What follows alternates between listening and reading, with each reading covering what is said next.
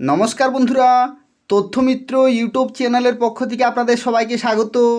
আজকে এই ভিডিওতে আমরা আলোচনা করব ত্রিপুরায় অনিয়মিত কর্মচারীদের নিয়মিতকরণ সংক্রান্ত আরও একটি অত্যন্ত গুরুত্বপূর্ণ খবর সম্পর্কে। এবং দেখুন, বলা হচ্ছে 13 সহস্রাধিক নিয়মিতকরণ নিয়ে সিদ্ধান্ত প্রত্যাখ্যান এজির। অর্থাৎ ত্রিপুরাতে 13,000-এরও বেশি অনিয়মিত কর্মচারী সংক্রান্ত এটা একটা অত্যন্ত গুরুত্বপূর্ণ এবং একটি দুঃসংবাদ রয়েছে। তো সেক্ষেত্রে সম্পূর্ণভাবে দেখুন, যা কিছু তথ্য উঠে আসছে সেই সম্পর্কে এই ভিডিওতে আমরা আলোচনা করব। তার পাশাপাশি পেনশন ঝুলছে বহু অবসরপ্রাপ্ত কর্মচারীর। সম্পূর্ণভাবে দেখুন, এটা ত্রিপুরায় অনিয়মিত কর্মচারী সংক্রান্ত খুবই গুরুত্বপূর্ণ একটি খবর রয়েছে। তো দেখুন, অ্যাডহক ভিত্তিতে পদোন্নতি দেওয়া কর্মচারীদের পরবর্তী সময়ে নিয়মিতকরণে রাজ্য মন্ত্রিসভার যে সিদ্ধান্ত, সেই সিদ্ধান্তকে মান্যতা দিচ্ছে না এজি। এমনকি প্রাকারান্তরে সেই সিদ্ধান্তকে আইন মাফিক করা হয়নি বলেও জানিয়ে দিয়েছে কেন্দ্রীয় সরকারের ওই দপ্তর।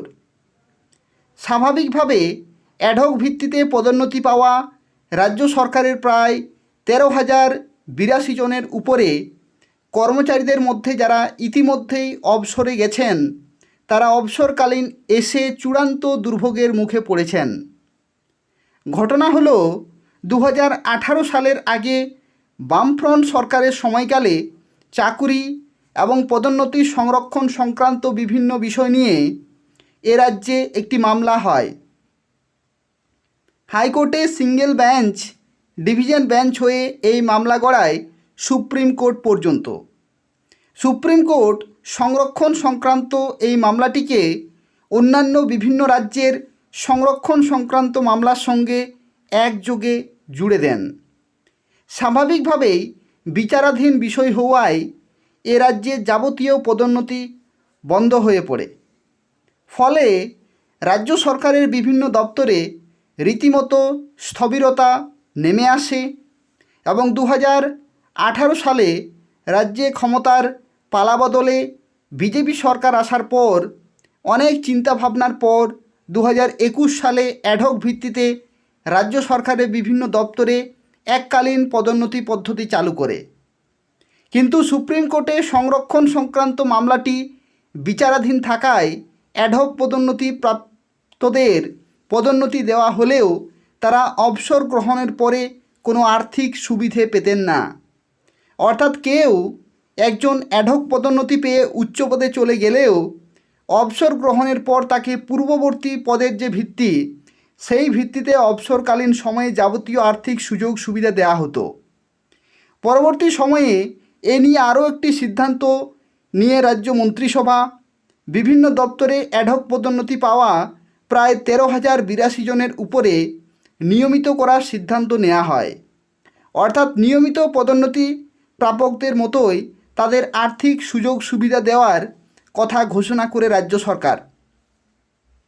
মন্ত্রিসভার এই সিদ্ধান্তের কথা সে সময়ে সাংবাদিক সম্মেলন করে জানিয়ে দেন মন্ত্রী সুশান্ত চৌধুরী।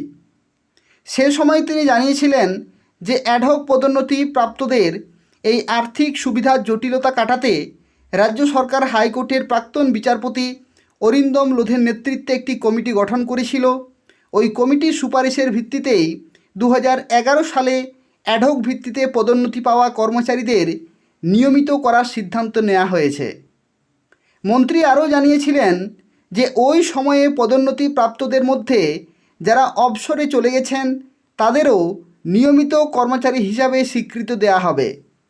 রাজ্য সরকারের এই সিদ্ধান্ত স্বাভাবিকভাবেই পদোন্নতিপ্রাপ্ত কর্মচারীদের মধ্যে খুশির হাওয়া বয়ে আনলেও ইতিমধ্যে যারা অবসরে গেছেন তারা চূড়ান্ত দুর্ভোগের মধ্যে কিন্তু পড়েছেন।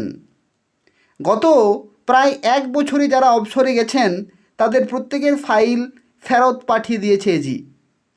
এজির স্পষ্ট বক্তব্য, পদোন্নতির আগের অর্থাৎ পূর্ববর্তী পদের ভিত্তিতে কাগজ এলে তবে তা মঞ্জুর করা হবে। অর্থ দপ্তর থেকে এই সব কর্মচারীদের পূর্ববর্তী পদের বেতন সংক্রান্ত তথ্যের ভিত্তিতে পেনশন দেওয়া হবে বলেই কিন্তু জানিয়ে দেওয়া হয়। অর্থাৎ রাজ্য মন্ত্রিসভা সিদ্ধান্ত নিয়ে অ্যাডহক পদোন্নতি প্রাপ্তদের নিয়মিত করলেও সেই নিয়মিতকরণ যে মান্যতা সেটা কিন্তু পায়নি কেন্দ্রীয় সরকারের পরিচালনাধীন এজির। অর্থ দপ্তর থেকে পাঠানো কর্মচারীদের পেনশন সংক্রান্ত ফাইলগুলি ফেরত পাঠিয়ে রাজ্য সরকারকে সেই বার্তায় দেয়া হয়েছে। আর এর ফলে গত এক বছরে অবসর নেওয়া কর্মচারীদের পেনশন, গ্র্যাচুইটি থেকে শুরু করে অবসরকালীন যাবতীয় সুযোগ সুবিধা আটকে গেছে। দীর্ঘদিন ধরে অপরের সুযোগ সুবিধা আটকে যাওয়ার ফলে চূড়ান্ত আর্থিক সংকটের মধ্যে পড়েছেন তারা। একদিকে আর্থিক সংকট, অন্যদিকে মানসিক যন্ত্রণা, সব মিলিয়ে চূড়ান্ত দুর্ভোগের মধ্যে পড়েছেন অবসরে যাওয়া কর্মচারীরা। অর্থাৎ গত এক বছরে যারা অবসরে গেছেন তারা কিন্তু আর্থিক দিক থেকে এবং মানসিক দিক থেকে তারা পুরোপুরি ক্ষতিগ্রস্ত হয়ে গেছেন। আর এই যে সিদ্ধান্ত রাজ্য সরকারের, এই সিদ্ধান্তকে কিন্তু মান্যতা দিচ্ছে না এজি। তেরা দুঃসংবাদ রয়েছে অনিয়মিত কর্মচারীদের জন্য। এই হচ্ছে অত্যন্ত গুরুত্বপূর্ণ একটি খবর ত্রিপুরায় অনিয়মিত কর্মচারী সংক্রান্ত। এবং এই ধরনের আরও গুরুত্বপূর্ণ খবরগুলি পেতে হলে তথ্যমিত্র চ্যানেলটি সাবস্ক্রাইব করে রাখুন। এই তথ্যমিত্র চ্যানেলটি দেখছেন, এই তথ্যমিত্র চ্যানেলটি সাবস্ক্রাইব করে রাখুন ত্রিপুরার কর্মচারী সংক্রান্ত প্রত্যেকটি খবর সময় মতো পাওয়ার জন্য। ধন্যবাদ।